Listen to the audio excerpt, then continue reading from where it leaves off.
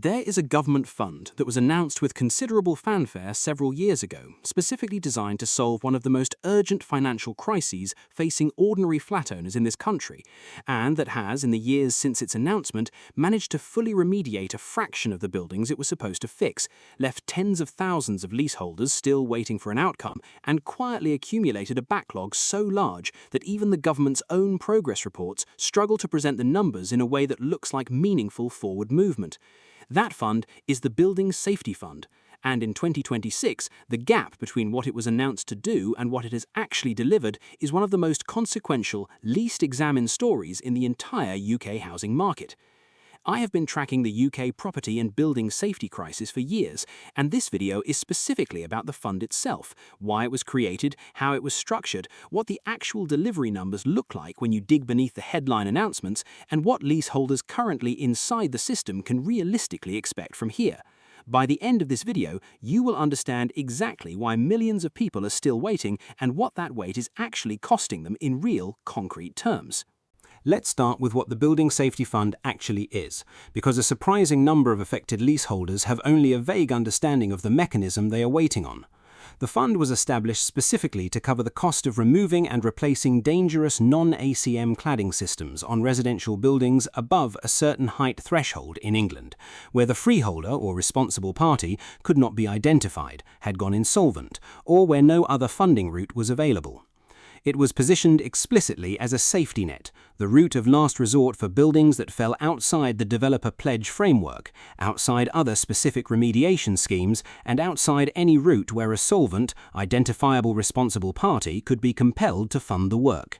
The fund does not, and was never designed to, cover every building with every type of defect. That specific scoping decision, made at the point of the fund's creation, is the single most important piece of context for understanding why so many leaseholders remain in the system years after the fund's initial announcement. Before getting into the specific red flags, it is worth understanding the sheer volume of people this affects. Across England, the number of residential buildings identified as requiring some form of fire safety remediation runs into many thousands, and the subset of those buildings that ultimately needed to rely on the fund rather than on a solvent responsible party or an alternative scheme still amounts to a genuinely substantial number. Each of those buildings contains multiple flats, typically dozens in larger blocks, meaning the number of individual leaseholders whose lives have been materially affected by delays in the fund's delivery runs into the hundreds of thousands rather than the thousands. That is the human scale of what is being described throughout this video, not an abstract policy problem, but a concrete, lived experience of financial restriction and personal uncertainty affecting a very large number of ordinary people who did nothing more consequential than buy a flat in a building that later turned out to have a problem its construction should never have created. Red flag number 1. The gap between what was promised and what was funded. When the Building Safety Fund was announced, the initial sum committed sounded substantial and was presented in government communications and media coverage as a solution to the cladding crisis, rather than a partial contribution toward it. What became clear as the fund began operating is that the initial sum was insufficient to cover the full scope of eligible buildings, even within its own defined parameters, let alone the much larger universe of buildings with fire safety defects of various kinds that residents and campaigners had hoped might eventually be brought within scope. Subsequent top-up announcements added further money to the pot, and the total committed across all phases of the fund has grown meaningfully since the original announcement, but each top-up arrived in response to an already established delivery shortfall rather than as part of a coherent, adequately resourced plan designed from the outset to match the actual scale of the problem. Red flag number 2, the application and assessment bottleneck that has slowed delivery from the start. Accessing the Building Safety Fund is not a simple, fast process. Building owners, typically freeholders or management companies rather than individual leaseholders, need to register the building, submit a detailed application including cost assessments and technical surveys, go through a validation and assessment process, receive approval, and only then proceed to tendering and appointment of contractors. Each stage of this pipeline has its own queue, its own processing time, and its own potential for queries and requests for additional information that effectively pause the clock on an individual building's progress through the system. Leaseholders living in buildings somewhere in that pipeline frequently have very little visibility into exactly which stage their specific building is at, how long each remaining stage is likely to take, or what, if anything, they can do to accelerate it. Red flag number 3, the contractor supply constraint I touched on in a previous video on this channel, which interacts specifically and severely with the fund's delivery timeline. Even buildings that successfully navigate the application and approval process then face the reality that the pool of contractors qualified and accredited to carry out this specific, specialist remediation work is limited and has been operating at or close to capacity for several years.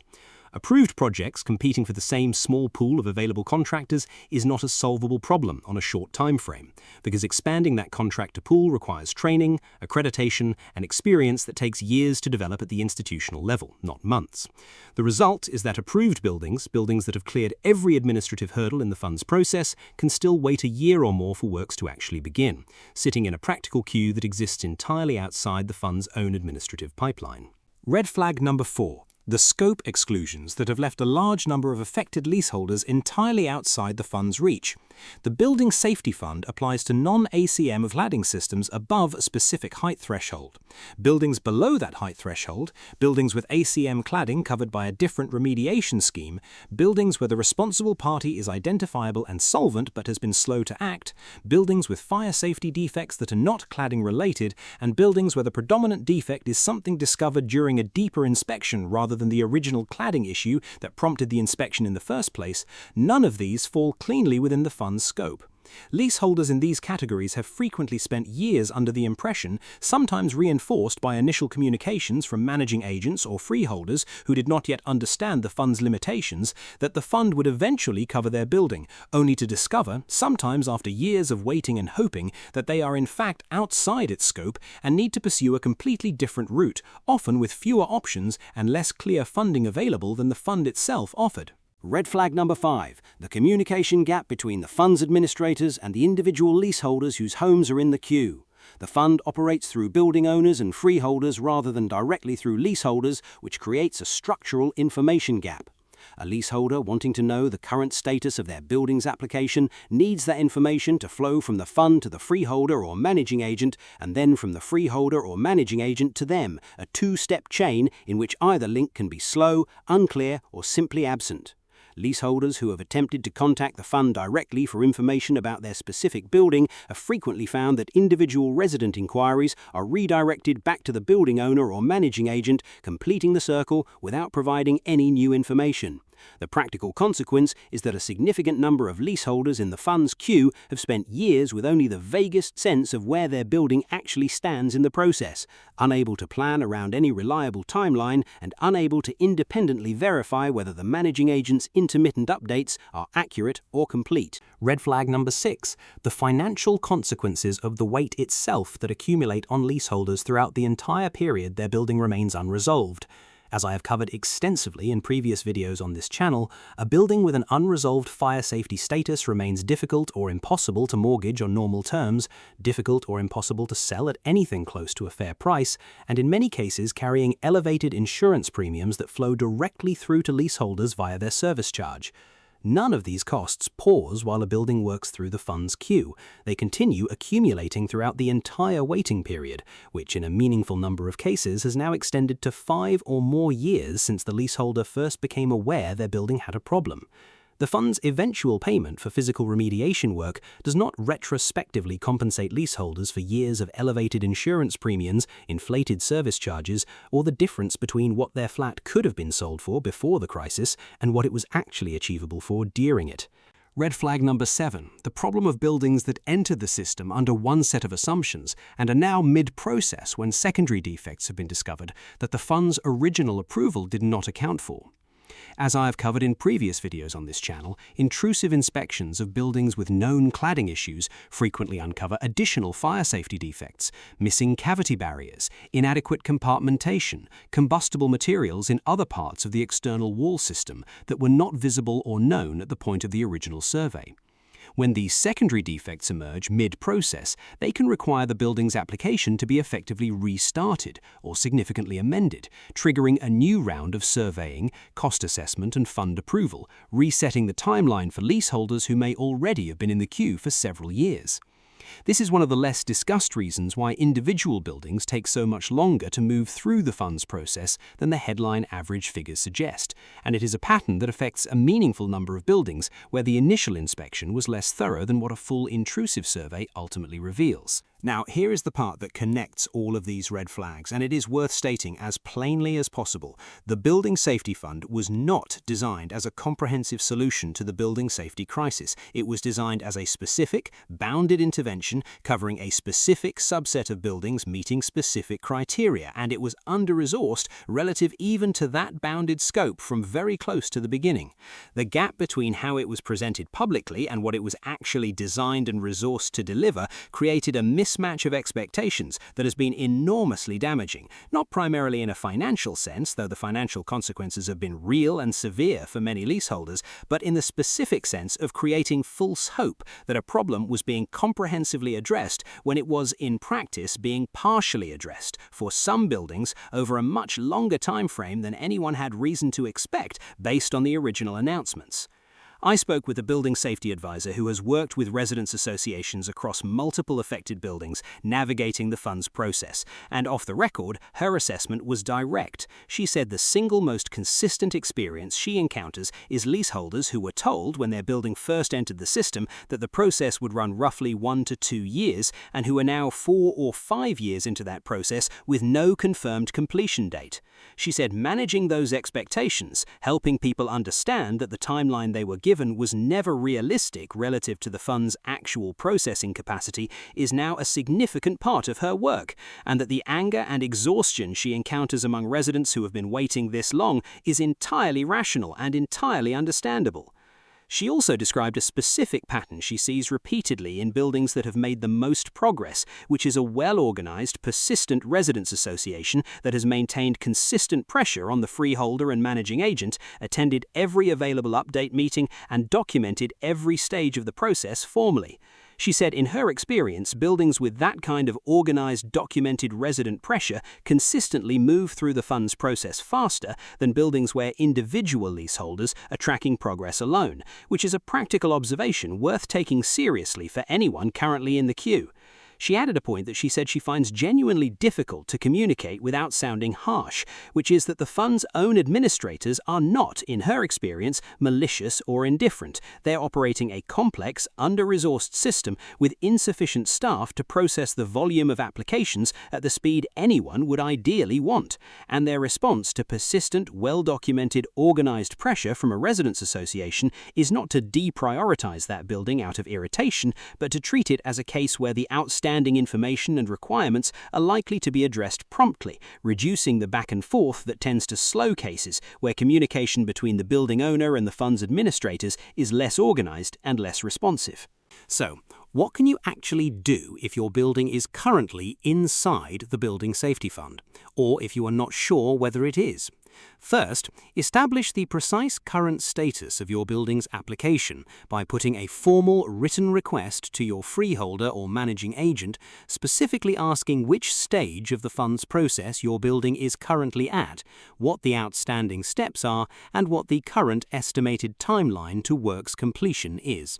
Second, if you are not receiving satisfactory or timely responses to those inquiries, raise a formal complaint through whatever complaints procedure your managing agent's regulatory body requires, because a documented pattern of inadequate communication is itself useful evidence if you later need to escalate. Third, if your building does not yet have an active residents' association, consider whether forming one now would be viable and useful, specifically because the collective leverage and organized presence of a residents' association is, as described above, a genuine practical advantage in navigating this process.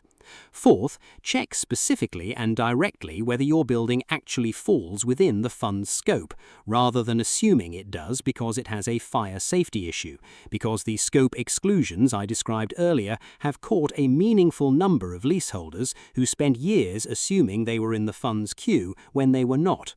Fifth, if your building is outside the fund's scope, seek specific advice on which alternative route, developer pledge, legal claim against a responsible party, or another government scheme, is most applicable to your specific situation, rather than continuing to monitor a fund that will never actually cover your building's costs. Here is how I expect this to develop over the next few years. Expect the fund's delivery rate to continue improving, slowly, as the contractor supply constraint gradually eases and as the administrative process becomes more efficient with accumulated experience and refinement.